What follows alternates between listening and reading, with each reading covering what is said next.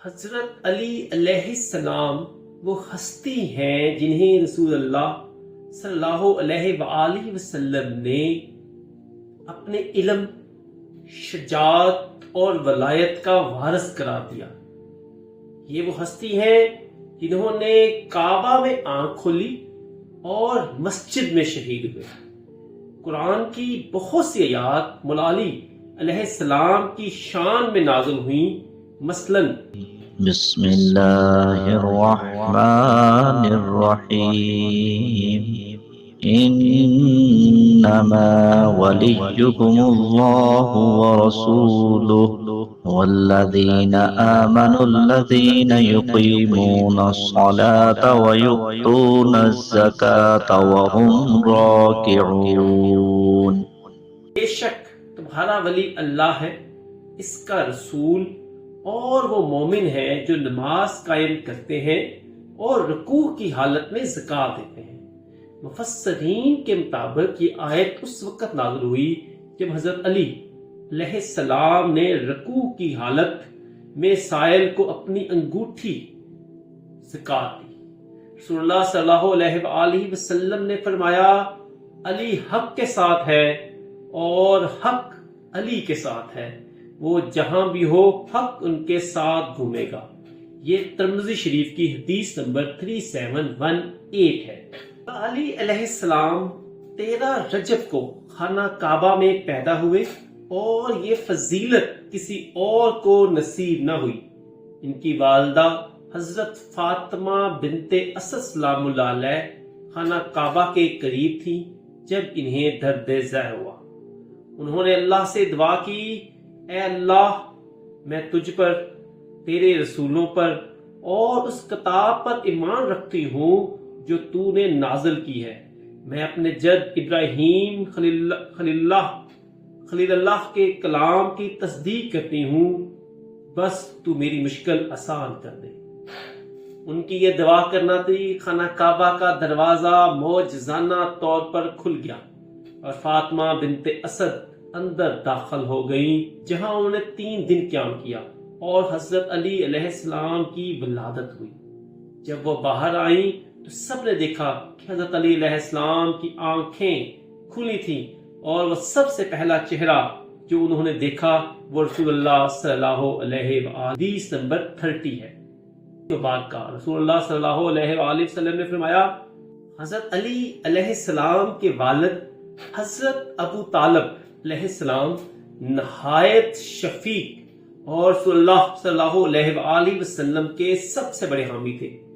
جب قریش نے رسول اللہ صلی اللہ علیہ وآلہ وسلم کے خلاف سازشیں کیں تو ابو طالب علیہ السلام نے ہر ممکن طریقے سے آپ صلی اللہ علیہ وآلہ وسلم کا دفاع کیا۔ مولا علی علیہ السلام کی والدہ حضرت فاطمہ بنت اسد سلام اللہ علیہ نہایت متقی اور پرہیزگار خاتون تھی۔ جب حضرت فاطمہ بنت اسد سلام اللہ علیہ کا انتقال ہوا تو رسول اللہ صلی اللہ علیہ وآلہ وسلم نے اپنی قمیض انہیں کفن کے طور پر دی اور خود قبر میں اتر کے ان کے لیے دعا کی۔ اپنی قمیض انہیں کفن کے طور پر دی اور خود قبر میں اتر کے ان کے لیے دعا کی۔ اپنی قمیض انہیں کفن کے طور پر دی اور خود قبر میں اتر کے ان کے لیے دعا کی۔ اپنی قمیض انہیں کفن کے طور پر دی اور خود قبر میں اتر کے ان کے لیے دعا کی۔ اپنی قمیض انہیں کفن کے طور پر دی اور خود قبر میں اتر کے ان کے لیے دعا کی۔ اپنی قمیض انہیں حدیث مبارکہ، فاطمہ بنت اسد میری ماں کی طرح تھی، میں ان کے لیے وہی احترام رکھتا ہوں جو اپنی والدہ کے لیے رکھتا ہوں۔ یہ طبقات ابن سعد جلد نمبر 8 کی حدیث نمبر 320۔ قریش میں قحط سالی ہوئی تو رسول اللہ صلی اللہ علیہ وآلہ وسلم اور حضرت عباس نے حضرت ابو طالب کے بیٹوں کی کفالت کرنے کا فیصلہ کیا۔ رسول اللہ صلی اللہ علیہ وآلہ وسلم نے حضرت علی علیہ السلام کو اپنی کفالت میں لیا، جبکہ حضرت عباس نے حضرت جعفر طیار علیہ السلام کو لے لیا۔ مولا علی علیہ السلام ہر لمحہ رسول اللہ صلی اللہ علیہ وآلہ وسلم کے ساتھ رہے، ان کے ساتھ عبادت کرتے، ان کے ساتھ سوتے اور ان کے ساتھ کھاتے۔ مولا علی کرم اللہ وجہہ فرماتے ہیں میں رسول اللہ صلی اللہ علیہ وآلہ وسلم کے ساتھ اس طرح رہتا تھا جیسے بچہ اپنی ماں کے ساتھ رہتا ہے۔ میں ہر وقت آپ کی صحبت میں رہتا، جہاں جاتے میں ساتھ ہوتا۔ حدیث مبارکہ ہے، علی میرے ساتھ رہے جیسے بچہ اپنی ماں کے ساتھ رہتا ہے۔ میں نے انہیں علم سکھایا اور وہ میرے بعد سب سے زیادہ علم والے ہیں۔ یہ جامعہ ترمذی کی حدیث نمبر 3727 ہے۔ حدیث مبارکہ ہے، علی میرے ساتھ رہے جیسے بچہ اپنی ماں کے ساتھ رہتا ہے۔ میں نے انہیں علم سکھایا اور وہ میرے بعد سب سے زیادہ علم والے ہیں۔ یہ جامعہ ترمذی کی حدیث نمبر۔ حضرت علی علیہ السلام سب سے پہلے رسول اللہ صلی اللہ علیہ وآلہ وسلم کے ساتھ نماز پڑھنے والے تھے۔ حضرت خدیجہ سلام اللہ علیہ نے رسول اللہ صلی اللہ علیہ وآلہ وسلم کے ساتھ نماز ادا کی تو حضرت علی علیہ السلام ان کے ساتھ شامل ہوئے۔ رسول اللہ صلی اللہ علیہ وآلہ وسلم نے فرمایا، علی سب سے پہلے ایمان لانے والے ہیں اور وہ میرے ساتھ جنت میں ہوں گے۔ یہ مسند احمد کی حدیث نمبر 1261 ہے۔ علی علیہ السلام کی پوری زندگی علم، تقوی، شجاعت اور عدل سے بھری ہوئی ہے۔ ان کی ولادت بھی اللہ کے گھر میں ہوئی اور شہادت بھی مسجد میں ہوئی۔ ان کی پوری زندگی اللہ کی رضا میں گزری۔ مولا علی علیہ السلام وہ ہستی ہیں جو رسول اللہ صلی اللہ علیہ وآلہ وسلم کے سب سے قریبی ساتھی، بھائی اور داماد تھے۔ ان کی تعلیمات، زاہد، عدل، شجاعت آج بھی ہر مسلمان کے لیے مشعل راہ ہے۔ جب رسول اللہ صلی اللہ علیہ وآلہ وسلم کو حکم ہوا کہ اپنے قریبی رشتہ داروں کو اسلام کی دعوت دیں تو آپ نے دعوت ذو العشیرہ کا اہتمام کیا۔ قریش کے تمام سرداروں کو بلایا گیا۔ کھانے کے بعد نبی کریم صلی اللہ علیہ وآلہ وسلم نے فرمایا، میں اللہ کا بھیجا ہوا نبی ہوں اور میں تمہیں اللہ کی طرف بلاتا ہوں۔ تم میں سے کون ہے جو میرا ساتھی اور میرا خلیفہ بنے گا؟ سب خاموش رہے، صرف حضرت علی علیہ السلام جو اس وقت صرف 10 سال کے تھے کھڑے ہوئے اور کہا، اے اللہ کے رسول، میں آپ کی مدد کروں گا اور آپ کا ساتھی بنوں گا۔ نبی کریم صلی اللہ علیہ وآلہ وسلم نے علی علیہ السلام کا ہاتھ پکڑا اور فرمایا، یہ علی میرا بھائی ہے، میرا وزیر اور جانشین ہے۔ تاریخ طبری جلد نمبر 2 صفحہ 319۔ مکہ کے سردار اکثر نبی کریم صلی اللہ علیہ وآلہ وسلم کو تکلیف دیتے، لیکن حضرت علی علیہ السلام ہمیشہ ان کا دفاع کرتے۔ جب کفار مکہ نے رسول اللہ صلی اللہ علیہ وآلہ وسلم ظلم بڑھا دیے تو علی علیہ السلام نبی کریم کی ڈھال بنے۔ اکثر بچے اور نوجوان نبی کریم صلی اللہ علیہ وآلہ وسلم کو پتھر مارتے، حضرت علی علیہ السلام ان کا سامنا کرتے اور انہیں دور بھگا دیتے۔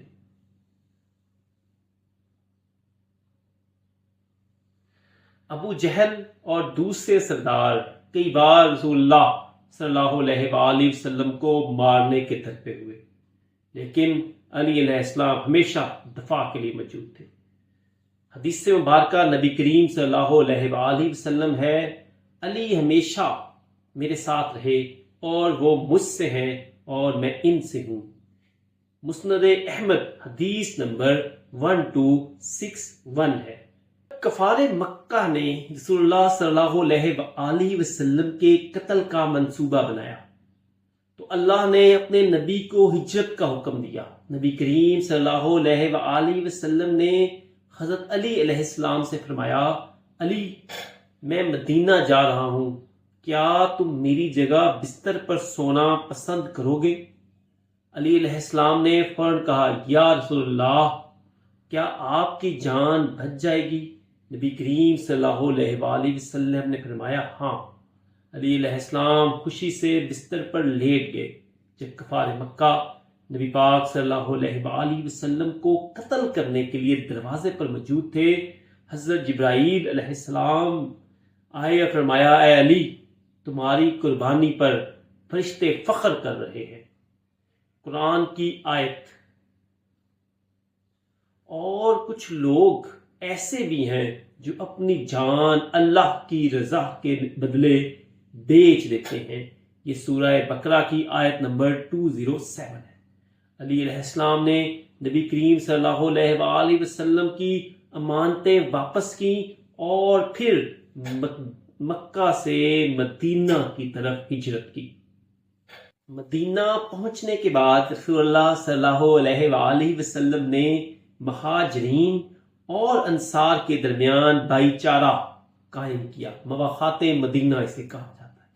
اور ہر مہاجر کو ایک انصار بھائی دیا گیا۔ نبی کریم صلی اللہ علیہ وآلہ وسلم نے خود کو حضرت علی علیہ السلام کا بھائی قرار دیا۔ نبی کریم صلی اللہ علیہ وآلہ وسلم نے علی علیہ السلام کا ہاتھ پکڑ کر فرمایا اے علی تم دنیا اور آخرت میں میرے بھائی ہو۔ یہ ترمذی شریف کی حدیث نمبر 3720 ہے۔ حضرت علی علیہ السلام کو شیر خدا اور ذوالفقار کے مالک کے ناموں سے جانا جاتا ہے۔ آپ تمام بڑے غزوات میں رسول اللہ صلی اللہ علیہ وآلہ وسلم کے شانہ بشانہ رہے اور اپنی بے مثال بہادری، قربانی اور شجاعت سے اسلام کی سربلندی میں اہم کردار ادا کیا۔ غزوہ بدر 2 ہجری پہلی فتح میں مولا علی کا نمایاں کردار۔ یہ پہلا معرکہ تھا جس میں حق و باطل کا واضح فرق سامنے آیا۔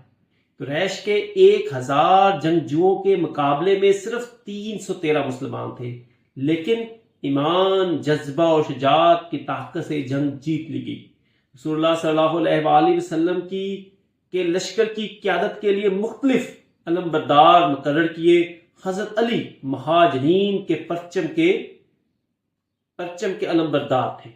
جنگ میں مولا علی نے کفار کے کئی مشہور جنگجوؤں کو خاک میں ملایا، جن میں ولید بن عتبہ، شبیہ بن ربیہ، حنظلہ بن ابی سفیان شامل تھے۔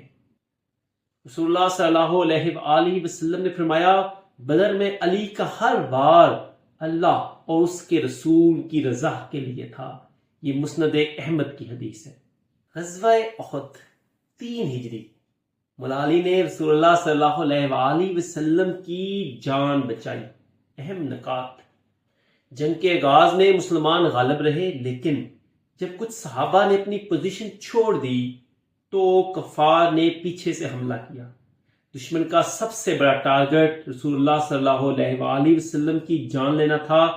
حضرت علی نے اپنی تلوار سے کفار کے مشہور جنگجوؤں کو قتل کیا اور نبی پاک صلی اللہ علیہ وآلہ وسلم کا دفاع کیا۔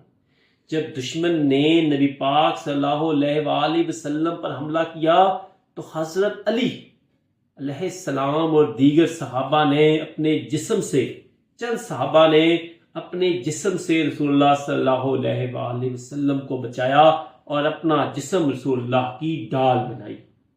رسول اللہ صلی اللہ علیہ وآلہ اسد اللہ کا شیر کا لقب دیا۔ حدیث رسول اللہ صلی اللہ علیہ وآلہ وسلم نے فرمایا علی نے احد میں فرشتوں کو حیران کر دیا۔ یہ کنز الاعمال کی حدیث مبارکہ ہے۔ غزوہ خندق 5 ہجری اور آپ مولا علی کرم اللہ وجہہ نے ایک وار سے ہی جنگ کا خاتمہ کر دیا۔ یہ جنگ مکہ کے مشرکین اور یہودی قبائل کے درمیان گٹھ جوڑ کا نتیجہ تھی۔ کفار نے مدینہ پر حملہ کیا، مگر حضرت سلمان فارسی کے مشورے پر خندق کھود دی گئی، جس سے کفار مدینہ میں داخل نہ ہو سکے۔ قریش کا سب سے بڑا سردار پہلوان عمر بن عبدود، جسے 1000 آدمیوں کے برابر سمجھا جاتا تھا، خندق پھیلا کر مسلمانوں کو للکارنے لگا۔ اس کا مقابلہ کرنے کے لیے رسول اللہ صلی اللہ علیہ وآلہ وسلم نے صحابہ سے فرمایا کون ہے جو عمرو کا سامنا کرے؟ کسی نے ہمت نہ کی، کوئی سوائے حضرت علی کرم اللہ وجہہ کے، جو بار بار کھڑے ہوئے۔ رسول اللہ صلی اللہ علیہ وآلہ وسلم نے علی کو بھیجا اور فرمایا علی تمہارا مقابلہ ایمان اور کفر کے درمیان ہے۔ حضرت علی نے میدان میں جا کر عمر بن عبدود کو ایک ہی وار میں قتل کر دیا۔ رسول اللہ صلی اللہ علیہ وآلہ وسلم نے فرمایا علی کا ایک وار تمام جن و انس کی عبادت سے بہتر ہے۔ یہ نسائی کی حدیث مبارکہ ہے۔ غزوہ خیبر، دروازہ خیبر اور مولا علی کی تلوار۔ خیبر میں یہودیوں کے مضبوط قلعے تھے جنہیں مسلمان فتح کرنا چاہتے تھے۔ کئی دن گزر گئے مگر مسلسل قلعہ نہیں توڑ سکے۔ رسول اللہ صلی اللہ علیہ وآلہ وسلم نے فرمایا کل میں علم اسے دوں گا جو اللہ اور اس کے رسول سے محبت کرتا ہے، اللہ اور اس کا رسول اس سے محبت کرتے ہیں۔ اگلے دن رسول اللہ صلی اللہ علیہ وآلہ وسلم نے حضرت علی کو علم دیا۔ حضرت علی خیبر کے میدان میں پہنچے اور دشمن کے سب سے خطرناک جنگجو مرہب کو پکارا۔ مرہب نے کہا میں وہ ہوں جس سے زمین لرزتی ہے۔ مولا علی نے جواب دیا میں وہ ہوں جسے میری ماں نے حیدر شیر کہہ کر پکارا۔ مولا علی نے ذوالفقار سے مرہب کا کام تمام کر دیا اور قلعہ خیبر کا وزنی دروازہ تنہا اٹھا لیا۔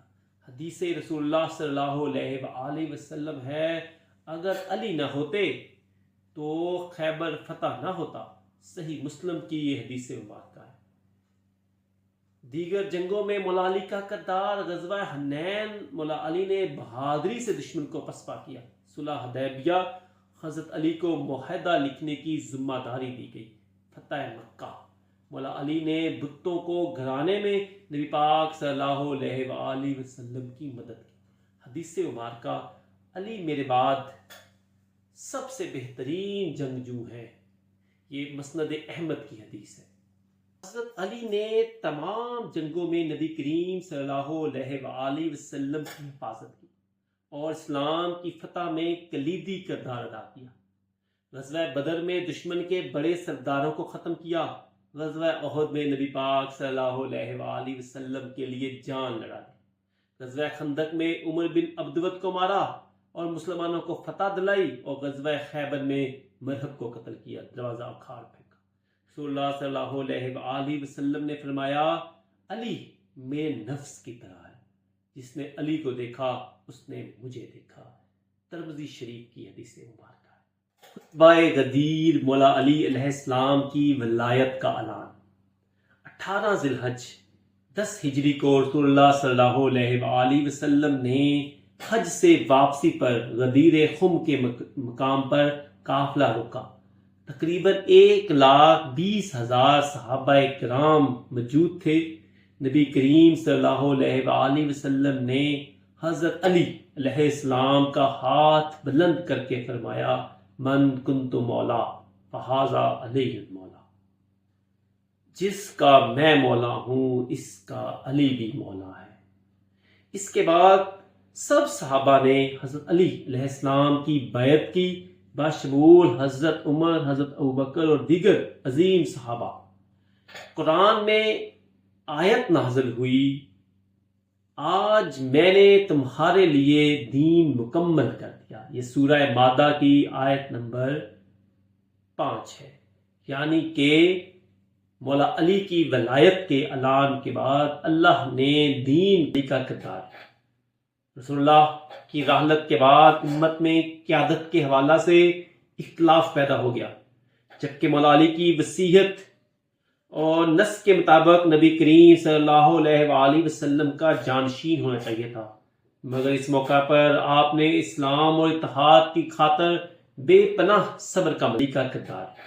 میں نے دیکھا کہ صبر کرنا بہتر ہے سو میں نے صبر کیا، جبکہ میری آنکھ میں کانٹا اور گلے میں ہڈی اٹکی ہوئی تھی۔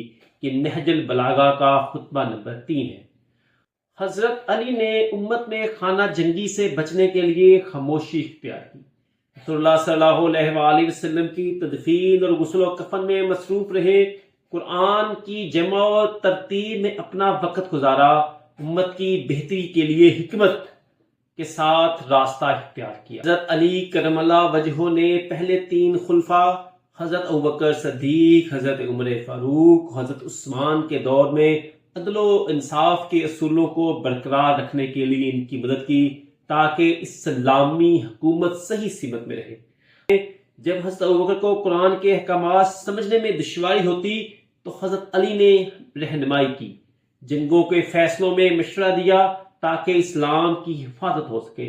امام جعفر صادق علیہ السلام فرماتے ہیں اگر علی نہ ہوتے تو خلفاء ہلاک ہو جاتا۔ یہ اصول کافی کی حدیث ہے۔ حضرت عمر نے کئی مرتبہ عدالتی اور شرعی مسائل میں حضرت علی کرم اللہ وجہہ سے رہنمائی لی۔ جب ایک عورت پر حد جاری کرنے کا مسئلہ آیا تو حضرت علی نے اسے بچانے کا قرآنی طریقہ بتایا۔ حضرت عمر فاروق رضی اللہ تعالیٰ عنہ کا مشہور قول ہے اگر علی نہ ہوتے تو عمر ہلاک ہو جاتا۔ یہ مسند احمد میں یہ قول موجود ہے۔ حضرت عثمان کے دور میں جب حضرت عثمان پر اعتراضات بڑھے تو حضرت علی نے امت میں صلح کروانے کی کوشش کی۔ حضرت عثمان کے محاصرے کے وقت بھی آپ نے امت میں امن قائم رکھنے کی بہت کوششیں کی۔ حضرت علی کی خلافت 35 ہجری میں شروع ہوئی تو آپ نے فوری طور پر عدل و انصاف اور اسلامی اصولوں کو بہت بہتر انداز سے کارآمد کیا۔ حضرت علی کے اصلاحی اقدامات، بیت المال کی مساوی تقسیم، گورنروں نے دولت اور زمینیں اپنے خاص افراد کو دے رکھی تھیں، حضرت علی نے یہ سب ختم کر دیا اور دولت عوام میں برابر تقسیم کی۔ فرمایا یہ مال اللہ کا ہے، سب کا برابر حصہ۔ ناانصافی کا خاتمہ، گورنروں کو وارننگ دی کہ رشوت و ظلم برداشت نہیں کیا جائے گا۔ فرمایا جو بھی ظلم کرے گا وہ علی کے مقابلے میں پائے گا۔ اسلامی حکومت کو مضبوط اور دفاع کیا، منافقین اور فتنہ گروہوں کو شکست دی، لوگوں کو تقوی اور علم کی طرف راغب کیا۔ حضرت علی کے جہاد میں فتنوں کے خلاف جنگ جمل 36 ہجری میں ہوئی۔ حضرت عائشہ رضی اللہ تعالیٰ عنہ، طلحہ اور زبیر کے لشکر سے سامنا ہوا۔ حضرت علی نے ان کے ساتھ مذاکرات کیے مگر جنگ ناگزیر ہو گئی۔ فتح کے بعد سب کو معاف کر دیا اور بی بی عائشہ رضی اللہ تعالیٰ عنہ کو عزت کے ساتھ مدینہ واپس بھیجا۔ جنگ صفین 37 ہجری، امیر معاویہ نے بغاوت کی جس کی وجہ سے یہ جنگ ہوئی۔ حضرت علی کی فوج کامیاب ہو رہی تھی مگر معاویہ نے قرآن نیزوں پر اٹھا کر دھوکہ دیا۔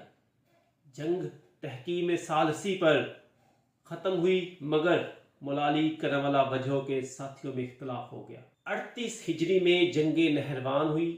خوارج نے امت میں فتنہ پھیلایا تو حضرت علی نے ان کا قلعہ کما کر دیا۔ فرمایا خوارج کو ختم کرنا اسلام کے لیے ضروری تھا۔ حدیث رسول اللہ صلی اللہ علیہ وآلہ وسلم، علی ہمیشہ حق کے ساتھ ہے اور حق علی کے ساتھ ہے۔ یہ ترمذی شریف کی حدیث مبارکہ ہے۔ حضرت علی علیہ السلام کی زندگی بھر کا مشن عدل و انصاف کا قیام اور اسلام کی حفاظت تھا، مگر وہی عدل دشمنوں کے لیے ناقابل برداشت بن گیا۔ یہی وجہ تھی کہ منافقین اور دشمنان اسلام نے آپ کو راستے سے ہٹانے کے لیے سازشیں تیار کی۔